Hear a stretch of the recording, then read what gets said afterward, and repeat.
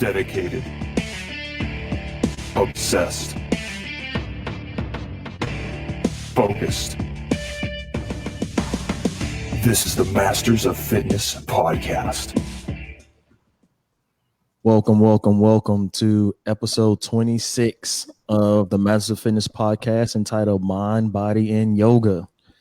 So today we have the lovely owner of LoveYoga over on Calder Street, Ms. Juliana Davila. Did I say that right? Juliana Davila. Juliana Davila. I knew I was going to always screw up names, but hey. But anyway, thank you for joining us on the show today, and thank you for coming in. Our apologies for being absent from the studio, but like we said, we thought it'd be in our best interest. I felt a little under the weather, so being with the COVID restrictions and everything like that, it'd be best if we just kind of split it up a little bit. Ain't that right, Thad? That's it. I wasn't gonna let you breathe them germs all over me. Yeah, thank you. As soon as I text Thad, I was like, "Man, I'm not feeling good, man." He was like, "Nope, we're gonna have to reschedule." I was like, "Nah, we're not rescheduling. We doing the show. We can figure it out." So, and we got it together. I got this huge screen sitting right in front of my face. You could actually see that. You could actually see it in my eyes. So how are y'all doing today? Doing well. Enjoying the weather. And it's still cold. I don't know if I'm enjoying the weather yet. So, yeah, I'm hoping we get some rain this week. Wow, it rained enough this weekend. Don't wish that on anybody. Yeah. Oh, so you're being sarcastic, right? There, a little bit. Okay. All right. So, welcome to the show. Tell the people about yourself and your yoga studio, and everything that you have going on. All right. Well, like you said, my name's Juliana Davila, and I own LoveYoga. It's a yoga studio in Beaumont, like you said, on Calder. I've only owned it for a little less than 2 years. Before that, Tiffany Maloney owned it, and then she sold it to me, which is exciting. I've been teaching there for, this is my 9th year teaching there. So started teaching there, excuse me, when it opened. And then I also teach at St. Anthony's School. I teach Spanish there. So I teach in all sorts of places. But yeah, I've been teaching at LoveYoga for 9 years. I really enjoy it. I enjoy owning it. Owning it is a little different from just teaching, but it's still very rewarding. How was that making that transition from just being, somebody that goes in, teaches a class, to now actually being the business owner? It's a little more stressful, and I kind of learn as I go, learning how I can kind of adjust and modify things to make it better, and then also understanding what it's like to not only just teach my students, but also hear their concerns or their issues if something needs to be improved or changed. So that's a little different. And then also the financial side of it, which I don't know if I'll ever get right, but So how's things been going since the pandemic hit back in March? That's kind of been affecting a lot of small business owners. Yeah. So we had closed in March, and then that's when the stay-at-home order started. And so we were closed until May when they started lifting restrictions. And then when we reopened, it was, I measured out, I'm kind of a perfectionist.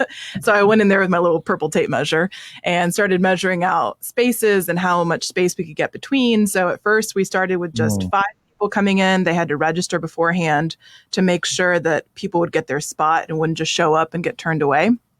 So we did that. Now we've opened it up a little bit more. Now I let 7 people come in, but we still register beforehand. Everybody sanitizes. They wear their masks throughout the class, which isn't everybody's favorite. I know it's kind of a pain, but we've been doing so far. Do what? Yes, exactly. It's necessary evil. Yes, we've been very lucky so far. Haven't had any issues at all. Knock on wood, thankfully. So it's been going well. I think we're doing the best that we can with what we have, and still trying to offer people the quality of a practice that I want to offer, which is good. Good. Sounds very busy. It's been a very busy year for you, right? Yes, it has been a busy year. Good and bad, mostly good. COVID's, kind of messed with things a little bit, but still busy in a good way. And I'm busy doing things that I really enjoy, which I'm very blessed to do. So it's not affected both of your both of your realms of what you do. Like you said, you're a teacher, right? Yes, I am. So you got online teaching, that kind of. Yeah, I do. We do kind of a hybrid style. So I teach to my kids in class, and then I teach into the computer also at the same time. So I've got virtual and in-person kids, and I'm all over the place. But that virtual learning is it's really changed things this year, huh? it's a challenge. You know, I have a 9-year-old at the house, my fiance's little boy, and I've sat around and listened in on some of these classes, and those teachers, listen, they deserve an award for some of this stuff, man. I know. It's good. Like, it's say good it stuff. again. Yeah, it's true. It's very challenging, but I feel grateful that I'm learning something new. I'm trying to do the very best that I can. And still, even during, the shutdown, I was trying to do yoga classes online and just doing them on Facebook Live. And that was a whole different. It's that, and I were talking beforehand of what it's like to hear your voice or see yourself on camera, and it's like I'm a completely different person. Oh yeah, it's hard for me to listen to podcasts after we record them or do them. It's pains me to go back and listen to it and watch it because you just. Yes. I think it was Denzel Washington who said he never watches any of his movies that he do. Oh, wow. He watches them one time and that's it. He never watches them again because you're your own worst critic, Yes. And you notice all these little like quirks and ticks and things that you do. And you're like, oh my gosh, that's what I do. I say the word 1,000 times. But it's nice to record yourself teaching, I will say, or just record yourself doing anything so that you can see your patterns and what you tend to do. Right. It'll make you a better teacher in the long run. Yes, I agree. So yeah. And that's one thing I think the advantage of that we got to take from this whole COVID situation is that it taught us new ways how to do things and make things more refined. Right. I was watching a video on YouTube and it said it kind of opened our eyes up to how unsanitary we are as people sometimes. Yes. I agree. 100%. Now when people aren't washing their hands constantly, I'm like, oh gosh. What are you doing? Yeah. Like we have to remind people to wash their hands. I know. Yeah. So talk to us a little bit, tell everyone about your yoga training, what type of training you have, and what does your studio offer folks? So we do several different styles at the studio. We do Vinyasa Flow, which is what people normally think of when they think of yoga, just kind of connecting breath with movement. We do Restorative, which is much more relaxing. It's a more passive approach, more about deep relaxation than movement. We do kind of a combination of the two, where in one class you'll do a little bit of flow, so maybe 45 minutes of flow and then 45 minutes of restorative. So we combine the two. We also have a teacher who teaches Pilates, which is kind of different from yoga, but in the same realm. And then I also teach a gentle class that's more about stretching than building strength. And then I do also a basic beginner class for people who have maybe never done yoga or have taken a long break since they last have done it. And I've gotten several trainings over the years. I have my 200-hour certification. I'm finishing up my 500-hour certification. I'm very close to finishing that. I just need to submit the videos of recording my teaching. So I have to do that in the next couple of months. I specialize in trauma-informed yoga. So that's basically for people who have experienced any kind of trauma, doesn't have to be anything specific, and who are learning to kind of reconnect their body and their mind if they've kind of formed a disconnect or maybe even kind of desensitize themselves after a traumatic event. And I work with clients of Garth House. Garth House is I don't know if y'all know Garth House. It's a nonprofit in Beaumont that specializes in providing therapy and counseling for children who have been abused, any kind of abuse. So I work with their clients and then the parents of those clients also. It's pretty awesome there. Yes. So, and that's probably, I wouldn't say my favorite thing to teach because it's kind of heavy sometimes, but it's my favorite way to teach because you never know what person's going to come in, what kind of background they have, what they've been through. And I also use that. I haven't been in a long time because of COVID, but I teach every Saturday at Minnie Rogers Juvenile Justice Center, the detention center, to the boys and girls there. And I kind of needed that training to be comfortable to teach them because they have kind of a lot going on. I also am trained in yoga and 12-step recovery, which is another style. Yeah. That helps people with any kind of addiction or substance abuse, or anyone who's experienced someone in their life who's struggled with addiction or substance abuse. So now, do you offer that, like the last couple of ones you do you offer those at the studio, or do you go to like a recovery place and teach that class? That's a good question. I haven't offered yoga and 12-step recovery at the studio in a while. I was going to start it up again, and then kind of COVID happened. And because that has to be set up a certain way, you're kind of a little bit closer to each other. So I thought I'll just kind of hold off on that and wait and see. And then I consider all of my classes to be kind of trauma-informed classes, in the sense that I really pay attention to the words that I use and the positions that we do, just to be sure that people are comfortable. But I do private lessons that are kind of trauma-informed yoga. Okay. Yeah. And so what type of, so all them to say, you went through a whole bunch of things. It sounds like you guys have a lot of information. I mean, well, because, people normally, when they think of yoga, they think of it as just stretching, and that's think one of the questions I asked you, the difference between stretching and actually doing yoga. And I never heard like this. Is my first time actually hearing like the trauma one you said, and actual yoga for 12 steps. That's actually pretty interesting. It's very. Have you seen the benefits of that type of yoga training in individuals? Yes, I have. And so to me, and I understand that when people imagine yoga, they imagine just like, people moving on their mats or doing whatever. And yes, it is, a beautiful form of movement or exercise or whatever you want to consider it. But to me, it's also a tool for healing, in the sense that if I've experienced any kind of trauma, doesn't matter what it is, sometimes you have triggers, and it's important to understand what those triggers can be. And a yoga practice can help you connect your body and your mind with your breath.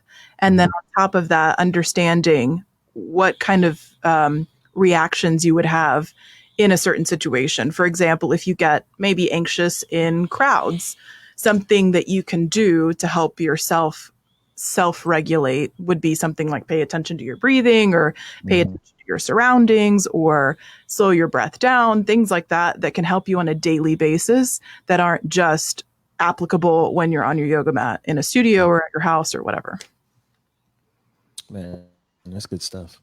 And so like you said, well, I mean, it's because yoga is a very deep, and how old is yoga, by the way? It's pretty old. Thousands of years old. Thousands of years old. And it's like, you always hear people, when I remember I first started doing yoga, they're like, connect the mind and the breath and all. I'm like, man, that doesn't mean anything. I'm about to get out here and just stretch. Yeah. So why is that? So what makes that aspect of yoga important when you say connecting the mind and the breath and all that together? What does that actually mean?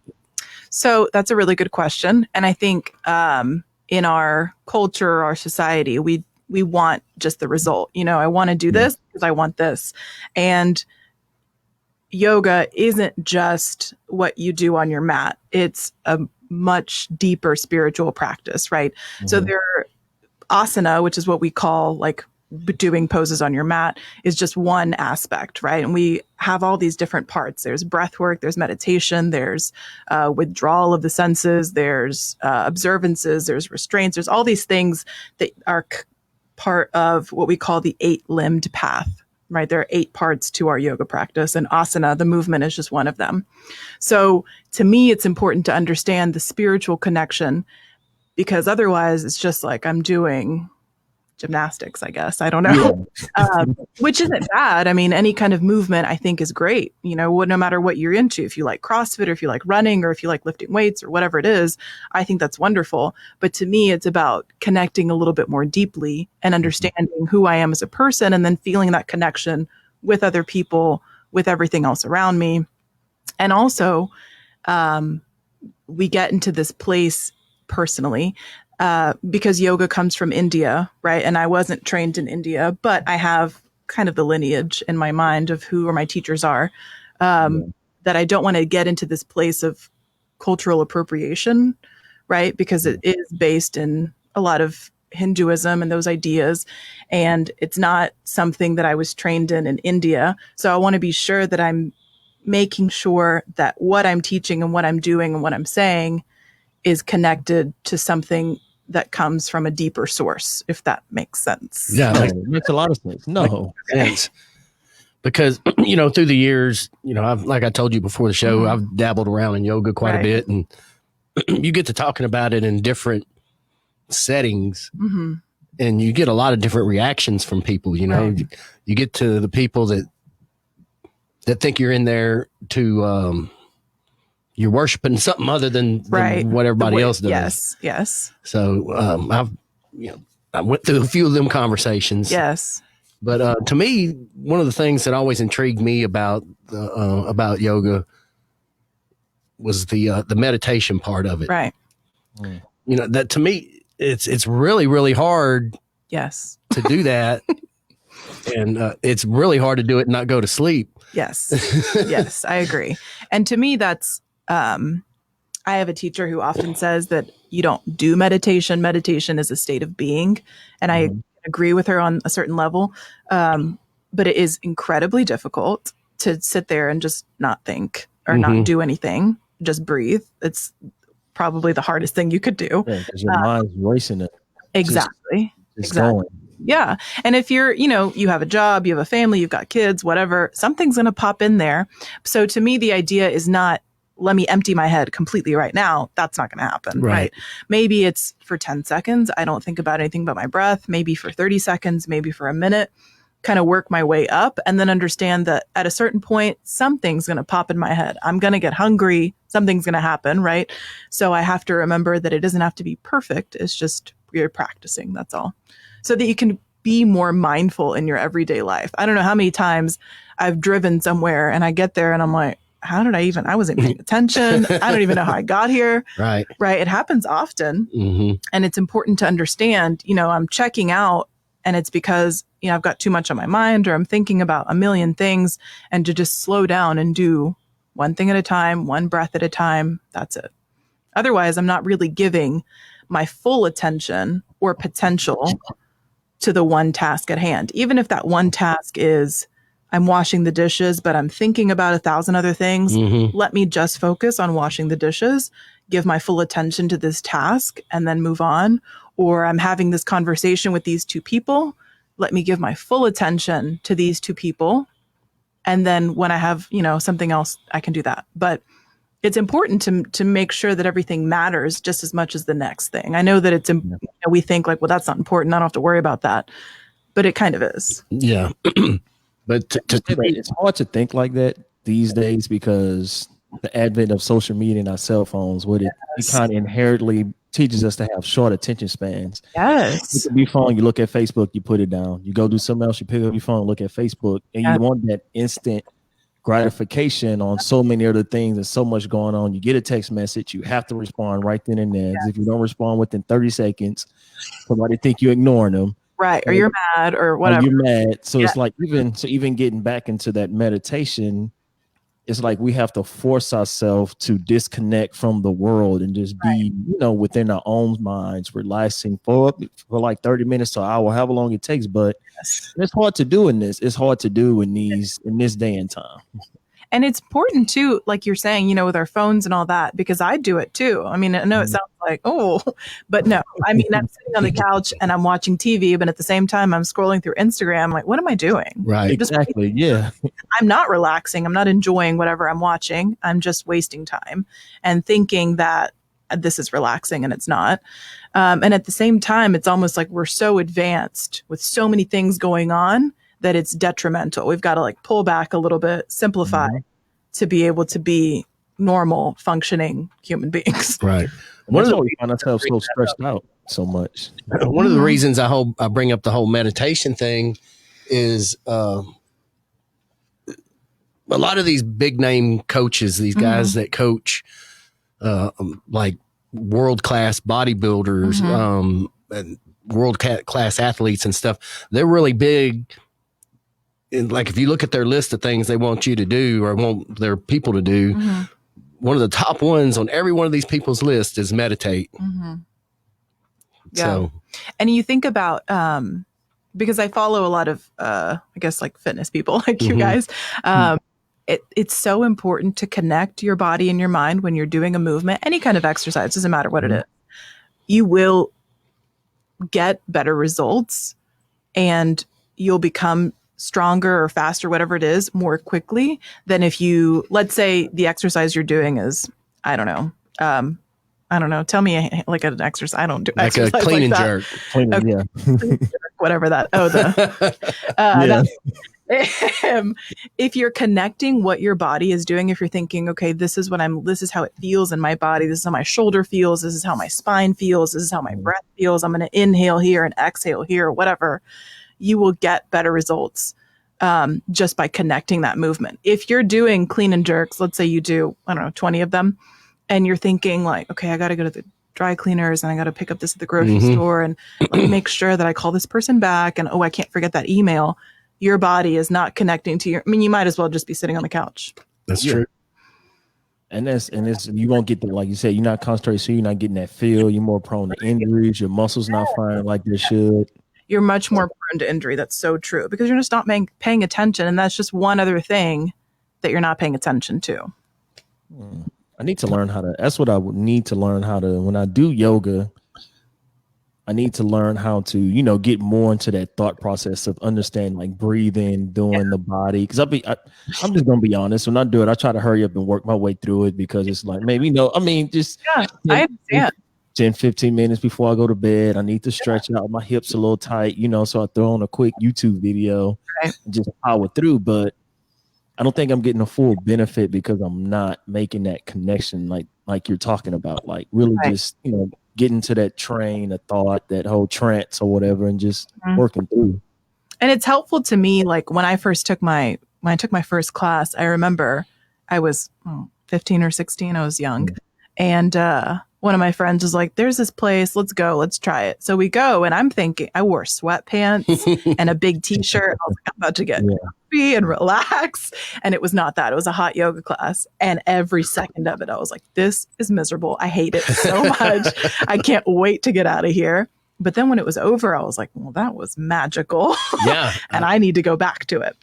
But what I liked most about it was that I couldn't possibly think about anything else but what was happening because, the teacher is saying, feel this or do this or rotate that or breathe or inhale or, whatever it is.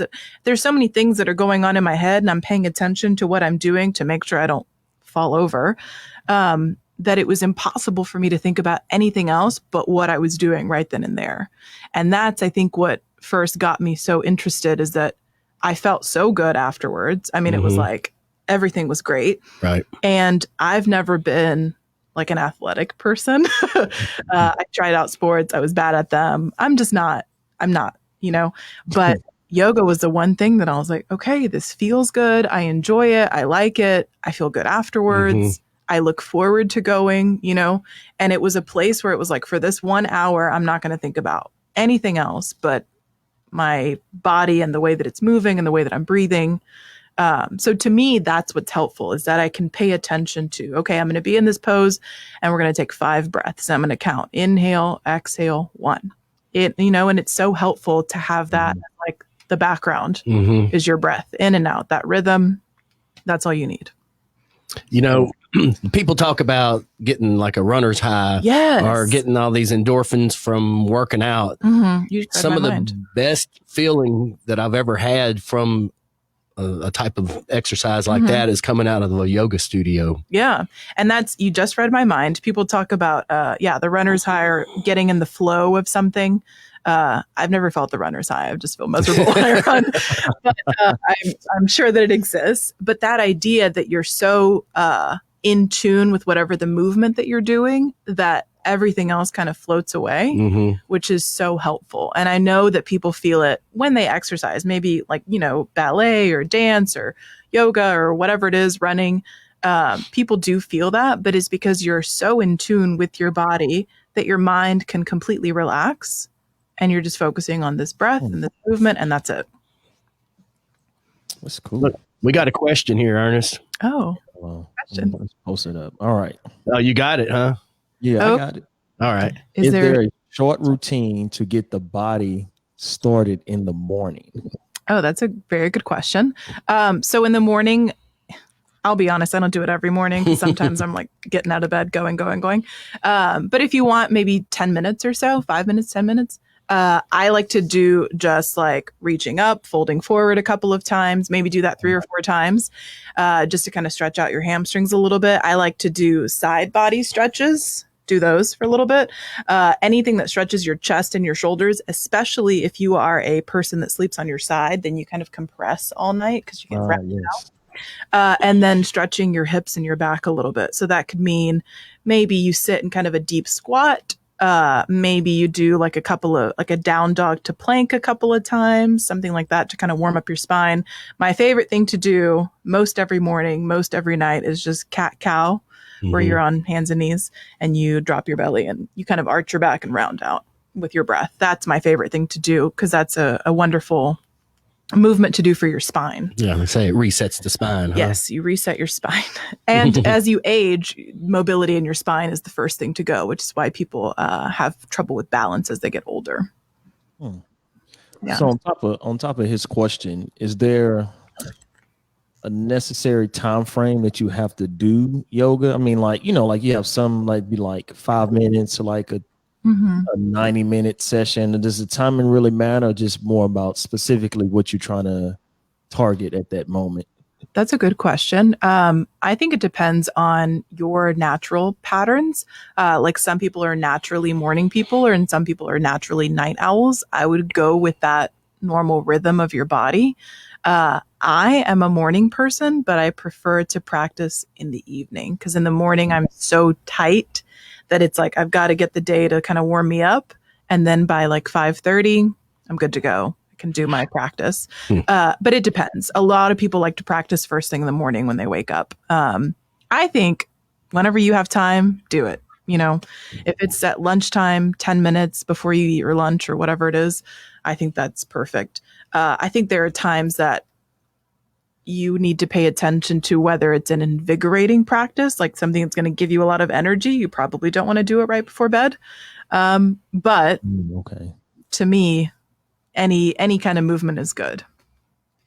I just do my yoga right when I'm extremely sleepy, so I'm gonna go to bed regardless. Yeah, and I do it a lot of times. It sounds weird, but when I lay in my bed, I'll do a couple little stretches. You can do kind of a little bit of a practice in your bed. Like my bed's up against a wall, so I can put my feet up the wall and let my fatigue drain from my legs if I've had a long day on my feet or whatever it is.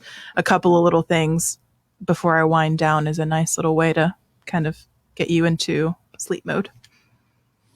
And that's interesting you say that, let your fatigue, like, drain from your legs. And you think about, like, you're on your feet all day, we move so much, that helps us out and helps you feel replenished almost. When you do yoga, you do those stretches and you breathe, it kind of help your mind and body just relax. It helps you go to sleep at night.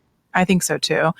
I think to me, it just keeps my rhythm of my day, So if it's like, all day I work and then in the evening, it helps me kind of get everything worked out so that I can sleep really well that evening. And I noticed the difference. Like, for example, I've been on break this week for Thanksgiving and I haven't practiced as much as I should have. And I feel it in my body. I feel like kind of sore. I feel cranky. From going, sounds like really us when we don't work out, huh, Ernest? Yeah. Oh, man. When I don't work out, Naomi, she knows when I don't work out. She gets that finish. She says, "Oh, you need to go in the gym and do something." Yeah. Agitated. When you think about, you go to the gym or whatever, that's your place that, this is the place where I'm going to release whatever I've got going on. I've got nothing else to think about. I've got an hour or whatever, 2 hours to myself. That's your place to like, let it go. That's what it is for me at the studio. And like I'm saying, yes, I love my yoga practice and I love the way that, my body connects and everything. But really, you can get that aspect of meditation or mindfulness in anything that you do. It doesn't have to be on a yoga mat. You could be doing squats and really be paying attention to the way that your body is moving, the mechanics, the way that you're breathing, the muscles that you're using, where you might be holding tension, where you're overcompensating. And that amount of mindfulness is in itself a yoga practice. Cool. So what makes yoga different from just regular stretching? What's the difference between the two? To me, well, that's a good question. To me, it's more about paying attention to your breath. Because I think when you do just regular stretches, like let's say you're doing a warm up or something before your workout, I think people just do that to get it out of the way. It's more of like, okay, I'm going to do like some jumping jacks and a forward fold, and I'm just going to stretch my elbows or whatever this movement is, shoulders. And you're just kind of getting it out of the way. 10 minutes, you're done. Now I get to the good stuff. To me, this is because yoga is so, depending on the style, you're connecting both stretching and strengthening. So you meet in the middle, right? So men are typically they're stronger than they are flexible. Right? Women are more flexible than they are strong. So you kind of meet in the middle. Where you have those discrepancies, it'll end up showing, right? So if Thad or you came to the studio, I would assume that you're super strong, but you're not that flexible. So that's where your challenge would be, right? Your challenge would be in the flexibility aspect of just stretching the muscles that have shortened because of your strengthening. Mm-hmm. If I get someone else like me into the studio, I'm a little more flexible than I am strong. So it challenges my muscles to strengthen rather than become more flexible. So wherever you have that imbalance, it'll bring you back into balance, if that makes sense. No, it makes a lot of sense. I mean, it's a very good point. Because sometimes, like you said, you just go out to stretch it. And like before I run, I'm guilty of it. I have a routine that I would do that takes 15 minutes of like, some yoga, stretching out. I'll be like, I'll go out there and just stretch my hamstrings for 30 seconds each and take off running to get halfway through the run and wonder why my hips and everything is tight and my lower back is hurting. Yes. And I think, it also depends on the movement in your body, and everybody's a little bit different, but the mindfulness aspect, and then also really paying attention to where you're feeling sensation. I think a lot of times people think like, okay, I'm going to do this stretch and I'm going to feel it here, but not everybody is the same. So if I'm telling you that this is a hamstring stretch and you don't feel it in your hamstring, there's nothing wrong with you. It's just that our bodies are all different. It's not a one size fits all kind of thing. So it's important to pay attention to, well, am I actually feeling it there? Am I paying attention to where I'm feeling sensations? And am I feeling sensation? Am I feeling a stretch? Am I feeling pain? All of those things matter, because I feel that we are not meant to feel pain. So if I'm doing a stretch and my face looks like this, probably not improvement for me. I don't ever want to feel like I can't breathe or that I have to hold my breath into a position or do something, right? If that's the case, if I can't breathe, that's my body's way of saying, back it up. Let's not do this right now. You're not ready for this, Yeah, that was a hard thing for me to do going into a yoga studio, was to not to treat it like a workout. Right. And that's a mistake, because we are competitive by nature and want to do the best and be the most and be the strongest. And that person's doing, this older woman can do it. Why can't I do it? Right. But it's not about that. That's our ego telling us what to do. And ego has no place. Right. It took me a long time to get myself not to compare myself to everybody else in the room. Right. Yeah. And that idea that, it's just because it feels good for this one person doesn't mean that it would feel good for me. Right. So with doing yoga, because I found myself, I get tight in certain areas. Where do you get to the point where you don't push your body to, the fine line between pushing your body to become more flexible and dealing with a little bit of pain and be like, okay, I need to back off? Okay, that is an excellent question. And one that I would say that you really can only answer, because I'm not in your body. I can't tell you what feels bad. I think at a certain point, there is a difference between active stretching and passive stretching. And active stretching is where I would say, yes, it's okay to push a little bit, but to increase the intensity of sensation, not to feel pain. So to me, pain, personally, I can't breathe through pain. If I can breathe, I'm okay. If I'm not clenching my jaw, I'm okay. If I can talk, I'm okay.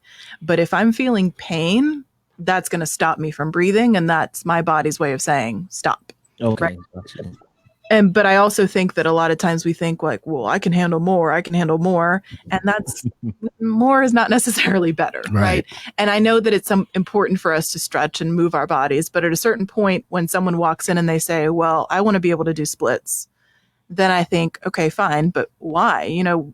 What's the reason behind that? Just because you want to?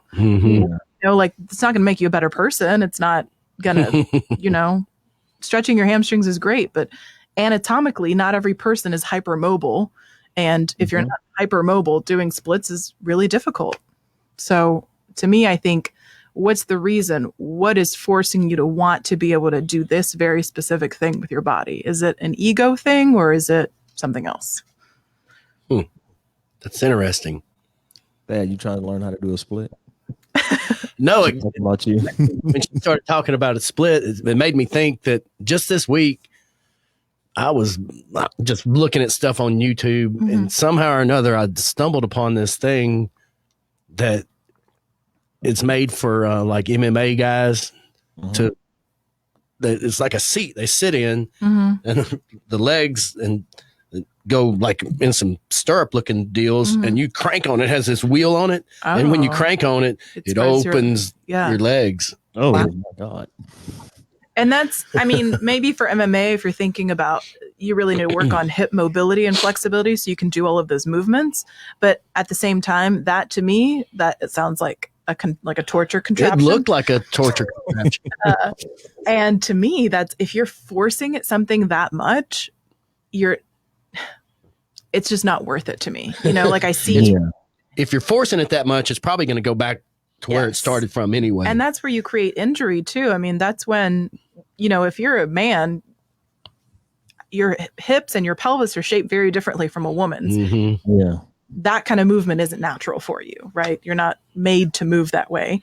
So to me, that's a little much, but to each his own, that's fine. Right. I don't know. That's just where my head went whenever you started talking about see like Cirque du Soleil contortionists, right? Yeah. And they do all these crazy things with their body, and that's fine because they're hypermobile and they have the joints to do that. But I'm like, that you're going to do that for a year, 2 years, and then where I want a practice that I can do every day forever. Right. I don't want something that I can do for 2 years and then I'm done. So that's the difference to me, is this is something that I want to sustain through the rest of my life. Cool. Yeah.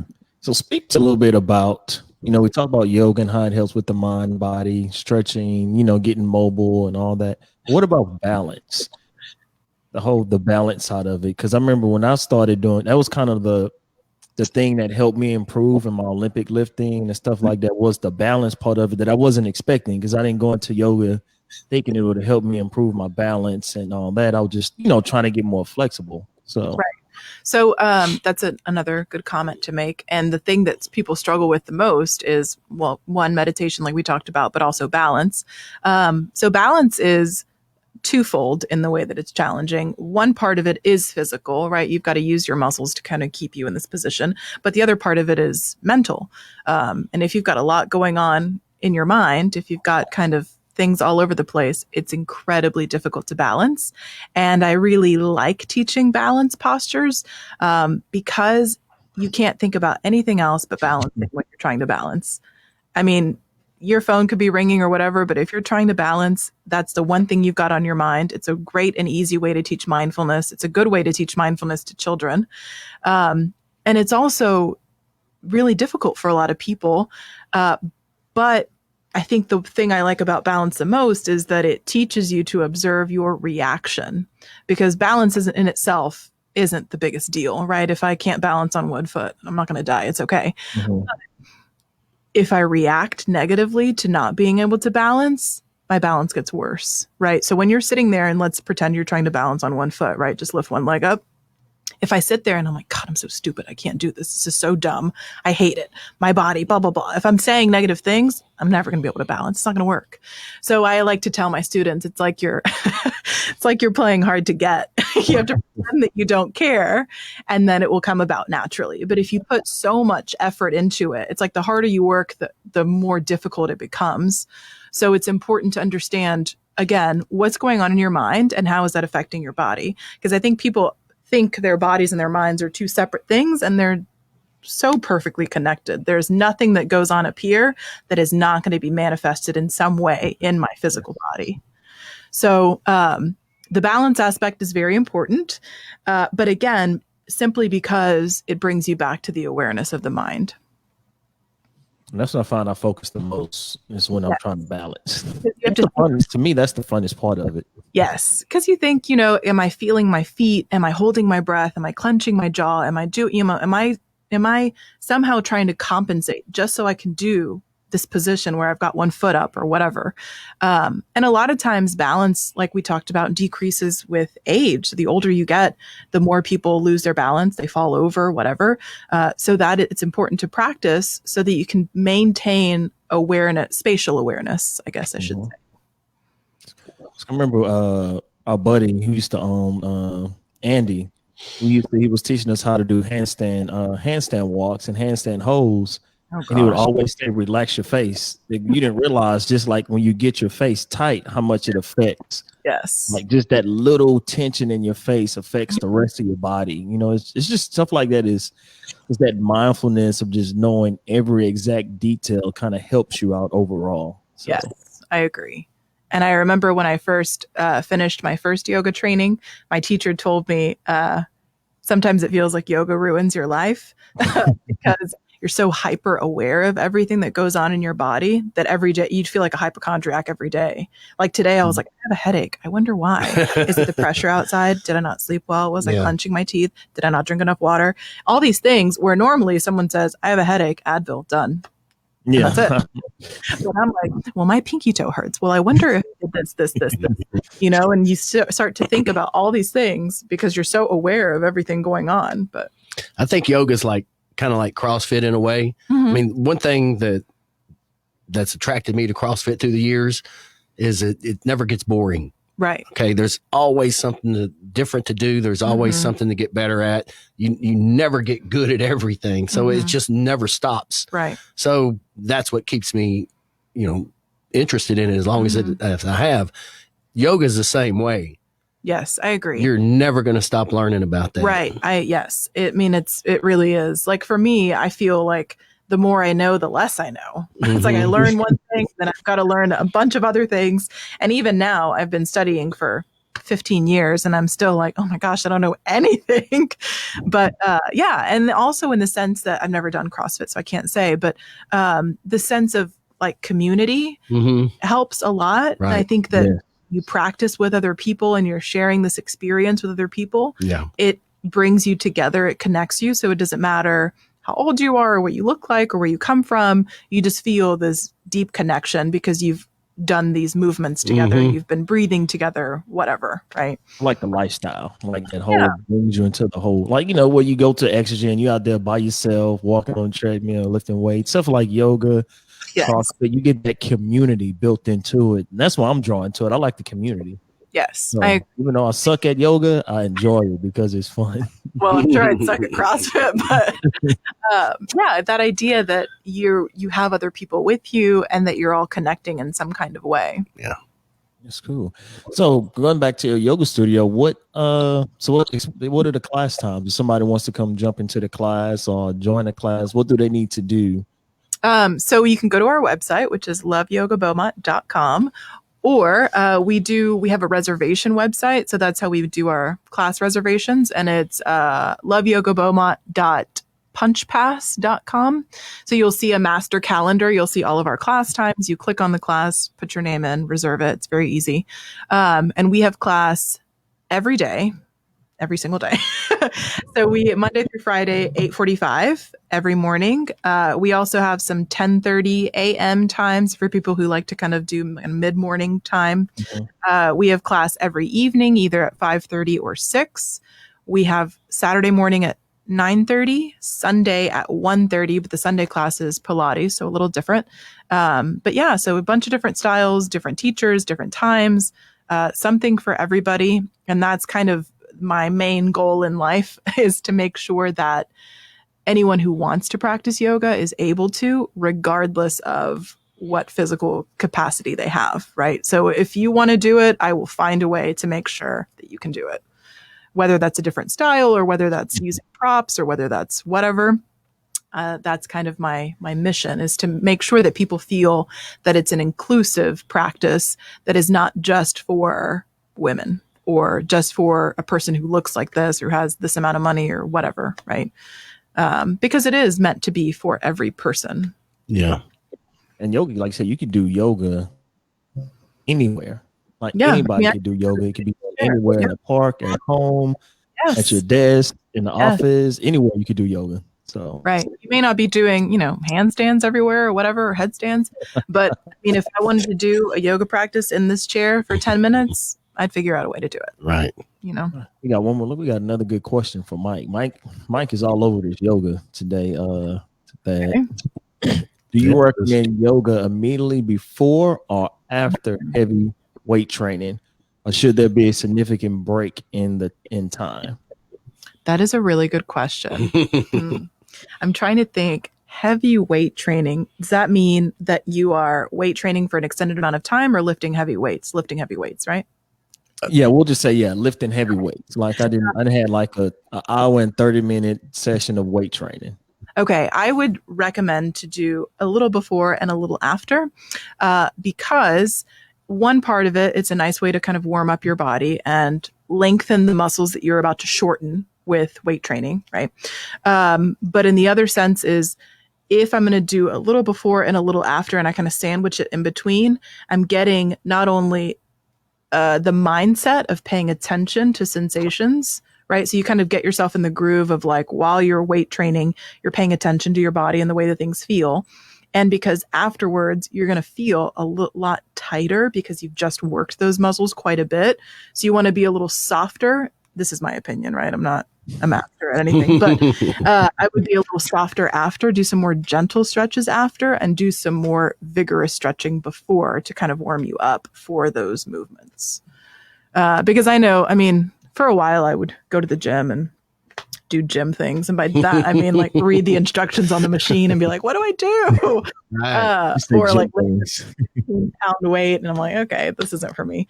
But I did notice that after any kind of weightlifting, your muscles feel so tight. They felt so like compact. So you want to lengthen those, but you don't want to do this thing where a lot of times people do their workout, you're super warm. So then you overstretch and then the next day you're miserable. So I would do a little more intense stretching before and a little lighter, easier stretching afterwards, if that helps. Okay. I don't know if I answered his question. No, you answered it. And I can say I would recommend that somebody do not get in their truck and drive straight to yoga after they do a workout, because I've done it. I've done it. Yeah. When I was on my yoga, I don't even know what you want to call it. I was real serious about it. Mm-hmm. But I would go for a while. I would go to the gym. I'd work out at 4:30, like do a CrossFit workout, and then go straight to Suntree and do a yoga, like a hot yoga after that. And man, it got to be quite a challenge. And finally, Angie asked me one day, what are you doing? What are you doing before you come here? I'm like, so I told her, she was like, you stupid. Don't do that. You're making more work out of it than it needs to be. Yes. It's a lot on your body. And then at the same time, especially with a heated class, you're losing a lot of liquid, a lot of water. And if you've already done a workout, you've already dehydrated yourself a little bit. So yes, I would say, you're doing more work than you need to. Maybe alternate days instead. How hot is hot yoga? How hot is it? We don't do hot yoga at our studio. We keep it like 80 degrees, which is pretty warm. Most hot yoga classes are typically, not always, but typically over 100 degrees. Oh my God. And that's how I started practicing, was hot yoga. And even when I was in college, I took hot yoga. And I really enjoyed it because you sweat so much. It almost feels like a sense of accomplishment. And then I had to kind of pull back from it because I started to feel kind of afterwards, like nauseated. And I started noticing, well, I don't drink enough water to begin with. I don't need to be sweating out a bunch of water when I go take a class. So I kind of pulled back from that. Every now and then I do enjoy it, especially when it's cold outside. But I do find that because you're so warm, you overstretch. And because you're so warm, you kind of feel this idea that like, I have to sweat to get this feeling of accomplishment. And I didn't like how that felt for me personally. I wanted to feel like no matter what I do on this mat, it's still something that I did for me. It doesn't matter how hard I worked or how much I did. It was this hour that was just for me, regardless of what I ended up doing, so it was almost like I felt like I was like getting like a sticker at the end of class, this I saw sweat, and I'm already that kind of person that likes those kinds of affirmations and like, good job, pat on the back. So I was like, I probably don't need to be doing this in my hobbies. But yeah, hot yoga can be pretty hot, and depending on the style, it can be even like 108 degrees. Yes. At a certain point, you stop feeling the heat, though. I will say, when you first walk, you feel like, oh my gosh, I can't breathe. And then after a while, it's like you get kind of used to it.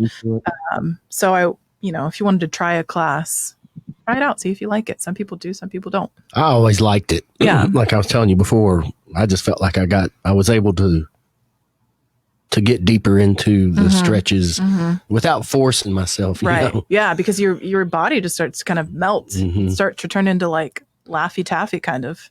That's cool. But at the same time, I feel like, you can overstretch and cause injury, and that's true. It just kind of depends. All right. So how many instructors do y'all have at LoveYoga? Is it just you and who else? I teach there, and then Jessica Page is one of my instructors. Celeste Rosales is another instructor. Mike Baker is another instructor, and I just hired a new one. His name is Vern Myers. So what is that? 5 of us total.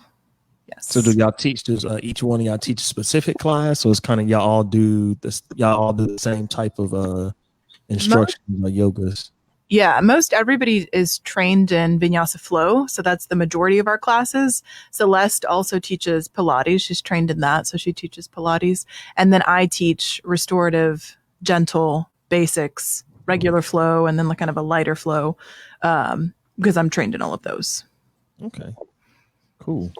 And what about your Cat Marsh week Saturdays? Oh yeah, so Cattail Marsh isn't really affiliated with the studio, but it's beautiful out there. If you've never practiced or been to Cattail Marsh, I highly recommend that you go. It's a free yoga class. Number one, it's free. You don't have to pay anything, which is amazing. And I teach, so that's awesome.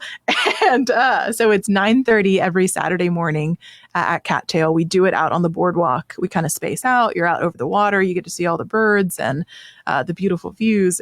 It really is a one of a kind place. It's gorgeous out there. Every Saturday, we canceled it yesterday because of the rain, but every Saturday it's on Facebook. And I think if you just go to their Cattail Marsh Facebook page, you'll find it there. I think you do a reservation online beforehand because they limit the amount of people because of COVID. But like I said, it's every weekend indefinitely. I guess once it gets too cold, we won't go. But it's been really nice. And I'll tell you, Shavasana, which is like our resting pose at the end, is amazing out there because it's like the sun is shining, the birds are chirping. I would end up falling asleep. Yeah, I get a lot of people who fall asleep, which is also okay too. Yeah. I was always told that if you fall asleep, that it's a sign of sleep deprivation. It could be. Yeah, it could be. I think that when people fall asleep in my class, I'm like, yeah, pat on the back. They're really relaxed. But it's also, this idea that you never turn it off. You never rest, which is why when you get a minute to be comfortable, you fall asleep because your brain's like, oh, thank God, I have a minute to take a break here, and you fall asleep.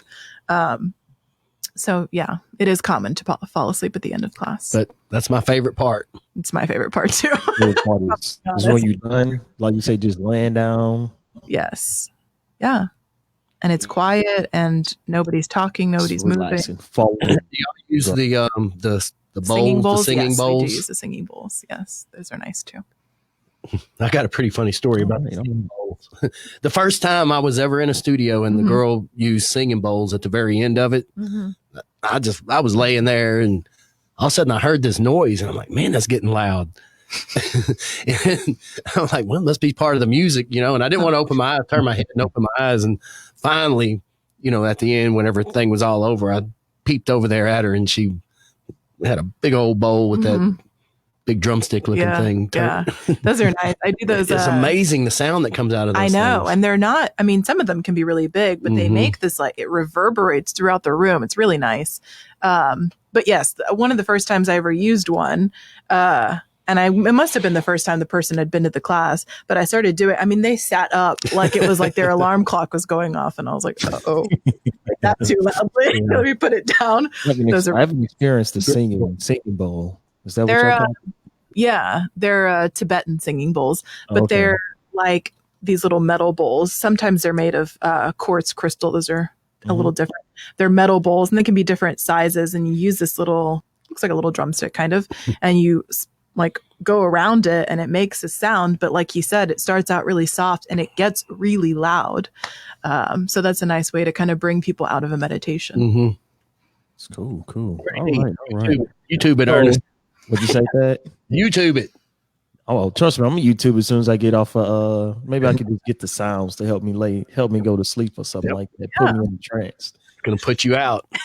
All right, Juliana, I'm gonna put you on the spot. So this week coming to the end of our show, and so one thing we always like to have our guests do is kind of give their words of wisdom to the people out in the audience. So what are your words of wisdom to the crowd, to the audience listening out there? Oh my goodness, that you really are putting me on the spot. Okay. I would say that, this is one of my favorite things to remember. Well, two things, both connected to breath. So I'm going to say them both. The first is that if you're ever feeling kind of anxious or overwhelmed, to remind yourself that you can't breathe in the future and you can't breathe in the past. You can only breathe in the present moment. So you remember that when you're breathing, you're right here, you're right now, you're not anywhere else. Because normally when you're feeling anxious or whatever, you're worrying about the past or the future, which are not the present. And then the other thing I like to remind myself is that your breath is the perfect reminder to let you know that you can only take in once you release. Like you can only inhale once you've exhaled. You can only take in what you need once you've made room to take that in, right? So if I'm holding on to, let's say, anger or resentment or guilt, I can't bring in compassion or kindness or understanding or acceptance until I've released what I've been holding on to. There you go. You said it. I took a deep breath. I was like, okay, I need to. I know. All right. So remind the people again, where could they find you on social media, your studio, and all that good stuff? Yes. So it's at the bottom of the page is actually my Instagram. I have my personal one and the LoveYoga one. It's at LoveYoga Beaumont on Instagram. On Facebook, it's just LoveYoga. You'll find it has our little green circle on it. And then our website is LoveYogaBeaumont.com, and that has all of our social media linked to it at the bottom of the page. But if you ever need anything, you can send me a message or contact me through the email or through the website. It'll send me an email, or just pop by the studio one day and we can chat. All right, there you go, Sid. So just drop by there, stop in and enjoy a yoga class. Yeah. Yeah. If you go there during class, the door's going to be locked. The door's locked. Yes. Sorry. Yeah. So you got to get there early. Mm-hmm. All right. So once again, thank you for joining the show. And it's a very, like I said, I told you, it was time flies. Yeah, We've been going for about an hour. Oh my goodness. Yeah. You guys are cool. Thank you. Oh, no problem. And everyone, don't forget to subscribe to the YouTube page. Check us out on YouTube. Download us on Apple iTunes, Google Play, Spotify, all that good stuff. And thank you for listening and thank you for joining the show. We'll see you guys next time. Thank you. Cue the cool drop. Drop. All right.